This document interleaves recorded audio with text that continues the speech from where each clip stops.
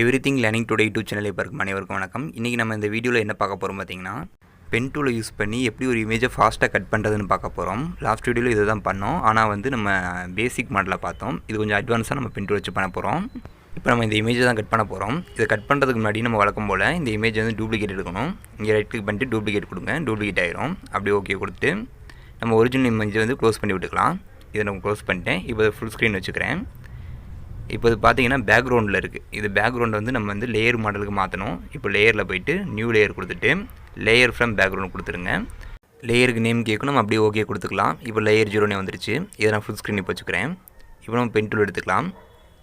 இப்போ pen tool நம்ம select பண்ண உடனே ப்ராப்பர்ட்டிஸ் பாரில் இந்த பென் டூல் பேத்தில் இருக்கா இல்லை ஷேப்பில் இருக்கான்னு செலக்ட் பண்ணிக்கணும். இப்போ நம்ம பேத்தில் தான் வைக்கணும். இப்போ நம்ம கட் பண்ண ஆரம்பிச்சிடலாம். கட் பண்ணுறதுக்கு முன்னாடி இமேஜ் கொஞ்சம் ஜூம் பண்ணிக்கலாம். ஜூம் பண்ணுறதுக்கு ஆல்ட்டை ப்ரெஸ் பண்ணிவிட்டு நம்ம ஸ்குவாரல் மூவ் பண்ணால், மவுஸில் ஸ்குவாரல் இருக்கும்போது மூவ் பண்ணால் பெருசாகும், ஜூம் இன் ஆகும். இப்போ நான் கட் பண்ண ஆரம்பிக்கிறேன். இப்போது இந்த இடத்துல ஒரு டாட் வச்சுட்டேன். அடுத்து கொஞ்சம் தள்ளி போய் டாட் வைக்கிறேன். லைன் ஸ்ட்ரைட்டாக இருக்குது பார்த்தீங்களா? அப்படியே நம்ம கிளிக்கை கையில் எடுக்காமல் அப்படியே லெஃப்ட் கிளிக் பிடிச்ச மாதிரியே நம்ம கர்சரை மூவ் பண்ணோம்னா இந்த மாதிரி ஷேப் மாறும். அப்படியே ஆல்ட்டை ப்ரெஸ் பண்ணிவிட்டு அந்த கடைசி டாட்டில் வச்சு விட்றணும். இப்போ நான் வைக்கிறேன் பாருங்கள். இங்கே கிளிக் பண்ணுறேன். அப்படியே கையெடுக்காமலே கர்சரை மூவ் பண்ணுறேன். இந்த மாதிரி வச்சுட்டு அப்படியே ஆல்ட்டை ப்ரெஸ் பண்ணிவிட்டு இந்த பாயிண்ட்டில் நான் கிளிக் பண்ணுறேன். எந்த பாயிண்ட்டில் வேணுமோ அந்த பாயிண்ட்டில் ஆல்ட்டை ப்ரெஸ் பண்ணி கிளிக் பண்ணிட்டோம்னா அந்த இடத்துல இருக்கும். இந்த மாதிரி நம்ம ஃபாஸ்ட்டாக கட் பண்ணலாம். இது நம்ம கர்சரை எந்த சைடு மூவ் பண்ணுறோமோ அது டைரெக்ஷன் படி நல்லா அது வளைஞ்சு கொடுக்கும். இந்த மெத்தடில் எந்த ஒரு ஃபோட்டோவும் ஈஸியாக நம்மளால் கட் பண்ணிக்க முடியும். இந்த மாதிரி கருவாக இருக்கிறது புறாமல் நம்ம ஈஸியாக கட் பண்ணி எடுத்துடலாம். இப்போ இந்த காது ஏரியாலாம் அந்தளவுக்கு கட் பண்ண முடியாது. ஏன்னா நிறையா கருஸ் வரனால கட் பண்ண முடியாது. நான் இதுக்கெலாம் தனியாக ஒரு டாட்டா வச்சுக்கிறேன். இப்போ தலைக்கு இது மாதிரி நம்ம கட் பண்ணிக்கலாம். இங்கே கிளிக் பண்ணிவிட்டு அப்படியே நம்ம கருவை வச்சு இந்த மாதிரி வச்சு கட் பண்ணிக்கலாம். இந்த மெத்தடில் பண்ணால் நம்ம ரொம்ப ஈஸியாக ஒரு இமேஜை கட் பண்ணி பேக்ரவுண்டு மாற்றிக்கலாம். டாட் வச்சு அந்த பேத்துக்கு இழுக்கிறீங்க பார்த்தீங்களா? அப்போ நீங்கள் ஆல்ட்டை ப்ரெஸ் பண்ணிடக்கூடாது. ப்ரெஸ் பண்ணால் வராது.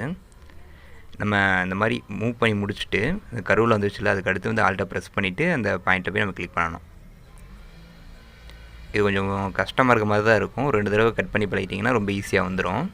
இது ரொம்ப ஈஸியான மெத்தட். இது நம்மளுக்கு வேலை நீட்டாகவும் சிம்பிளாகவும் ஈஸியாக முடிஞ்சிடும்.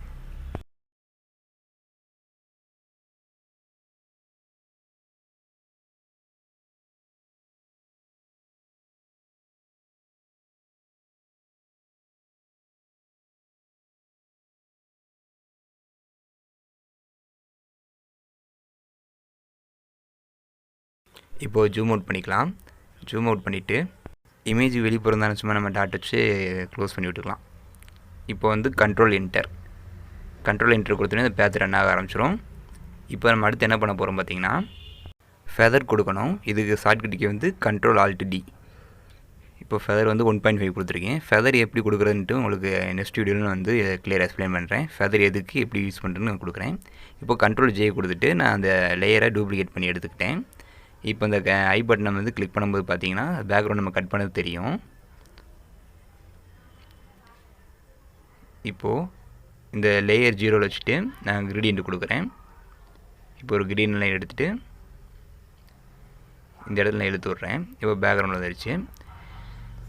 இதே மாதிரி நம்ம கிரேடியன்ட் மாற்றிக்கலாம். இது பக்கத்துலேயே பார்த்தீங்கன்னா ஒரு 4 ஆப்ஷன்ஸ் இருக்கும். இந்த கிரேடியன்ட்டை வேரியன்ஸை மாற்றி நம்ம கொடுத்துக்கலாம். இப்போ இந்த ஒரு வேரியன்ட் இருக்குது. இந்த சைடு இருக்கும்போது ஒரு வேரியண்ட்டில் வரும். உங்களுக்கு அந்த டிஃப்ரெண்ட் தெரியும்னு நினைக்கிறேன். இங்கே பாருங்கள், நான் எந்த சைடு இழுத்துறனோ அந்த சைடு அந்த கிரேடியன்ட் அப்ளை ஆகும். இதுலேயே பார்த்தீங்கன்னா அந்த இமேஜில் உங்களுக்கு கொடுத்துருப்பாங்க. எப்படி உங்களுக்கு கிரேடியன்ட்டும் அந்த மாடல் வச்சு கொடுத்துக்கலாம்.